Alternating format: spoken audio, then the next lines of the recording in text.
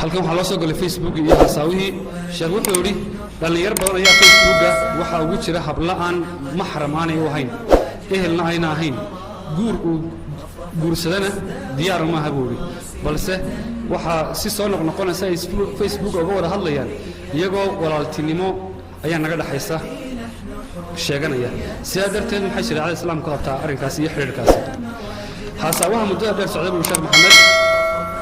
muddo dheer qaadanaya xataa sanado diinta islaamku maxay ka qabtaa mase bannaan tahay waxyaabaha lagu wada xidhiidhay tawaasul ijtimaaci la yiraahdo daayartuna aad ay u adeegsato marka hore dardaaranka ka bixinaynaa waxa weeye dadku ilaahay ka cabsadaan waliba daayartu oo ay ku la jeclaadaan diintooda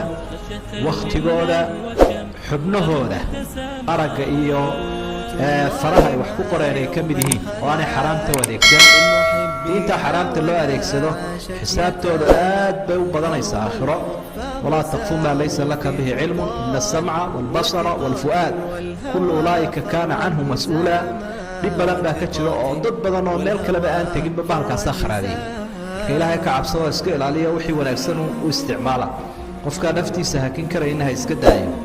gabadha jinnabi oo lala sheekaysto oonan guur iyo wax kale looga baahnayna waa xaraam walaa taqrabu zina markay culimmadu sharxayaan sinada ha u dhowaanina waddooyinka loo maro dhan baa xidhaya sida la hadalkii dhegaysigii aan idhaahno isla gooni noqoshadii taabashadii eegmadii la eegayay waxaasoo dhan walaa taqrabu zina bay soo gelayaan